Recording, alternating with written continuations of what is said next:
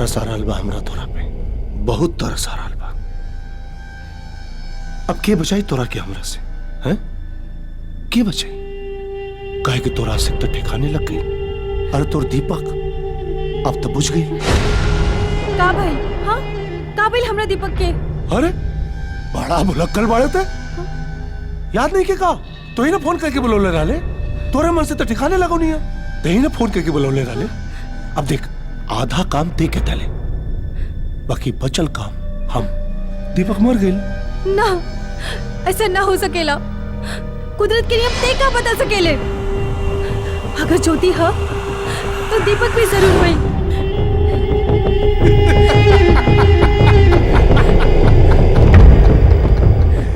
वाह दीपक के ज्योति। चल कौन दीपक ना रहल तक हम आई ना। ये ज्योति ठाकुर दिगंबर सिंह की हवेली रोशन करी। हाँ छी, की ना बता हमें तोरे जैसे इंसान पे। अरे कि इतना बड़ा कमीना और धोखेबाज इंसान बाड़े थे। बड़ा अजीब बात है। तोरा के हमरा पे घिन आवेले और हमरा के प्यार आवेला तोरा पे।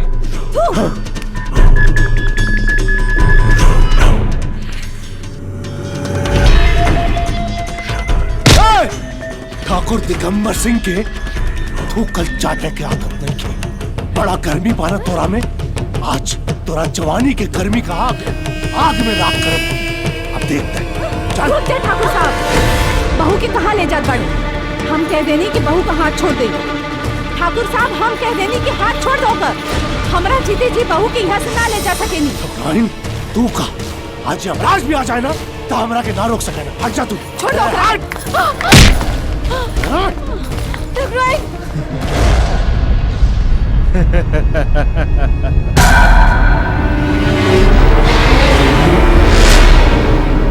आज तोरा के चिता पे जिंदा चलाई। आज से 15 साल पहले यही जगह पे हमारा बेटा के चिता जलल रहे। तोरा जवानी के गर्मी का आग आज यही जो चलाई।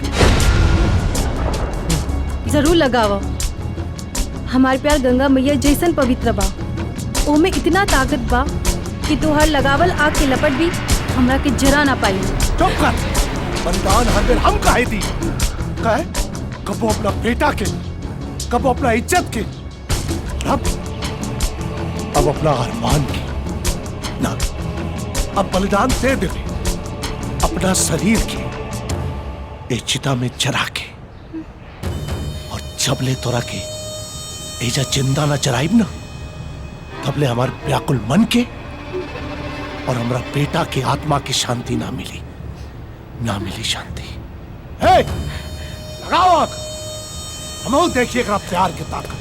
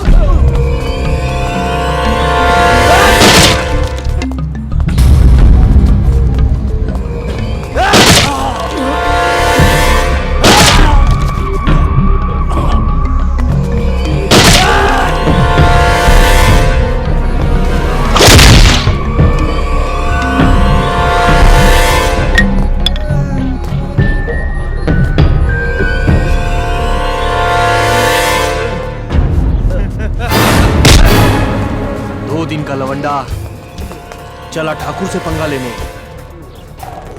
वो भी मेरे शेर खान के होते हुए।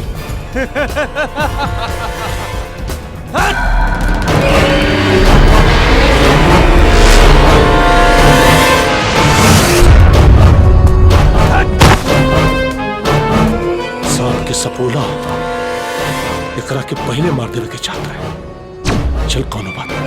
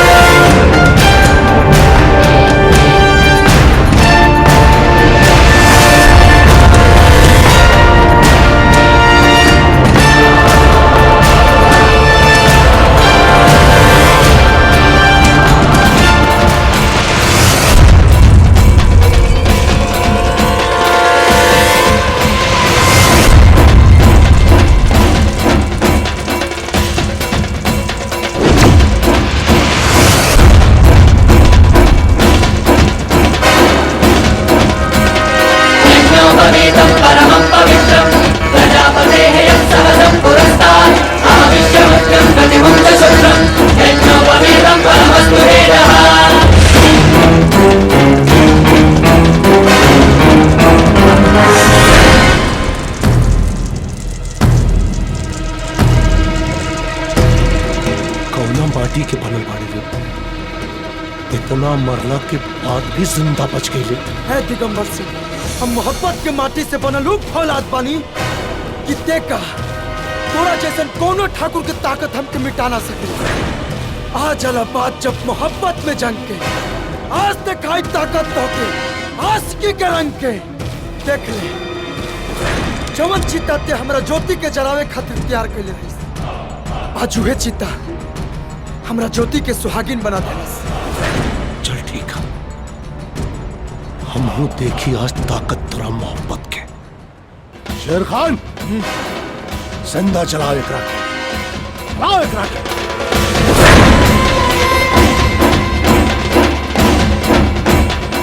अपने माशूका के साथ यही चिता में जब तक कि जिंदा न चल जाई यहाँ से हिलब ना। हम देखी कि राख भइला के बाद कैसे आवे। यज्ञोपवीतं परमं पवित्रं प्रजापतेः यत्सहजं पुरस्तात् आविश्यमत्यं प्रतिमुञ्च शुक्रं यज्ञोपवीतं परमस्तु वेदः।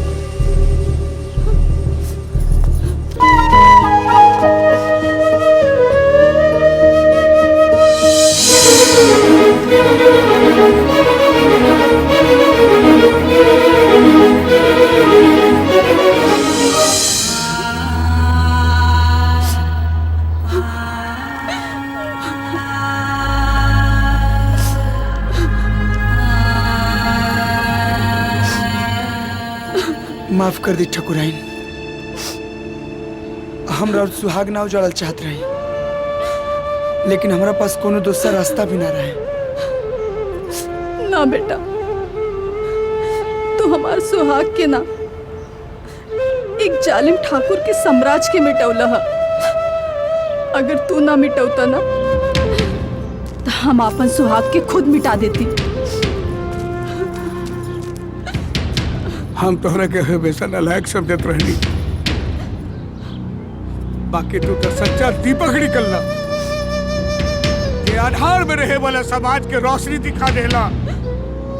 अरे चाहे बाल विधवा होके चाहे विधवा, हर लड़की के अपन जीवन में प्यार के रंग भरे के जिए के हक बा।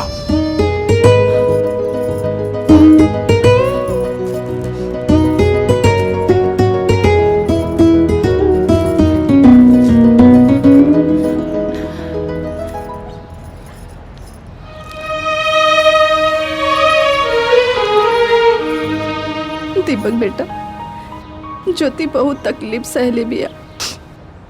ला एकरे वीरान जिंदगी में भर द प्यार करंग। बाबू साहब, अभी मंडप में एगो ना दूगो ना तीन गो बिया हुई। सर के हरे बकाटू। बाबू साहब, हमार बिटिया चल जाई तो हमारा खातिर के खाना बनाई। एगो लुगाई हमरा के चाही नू।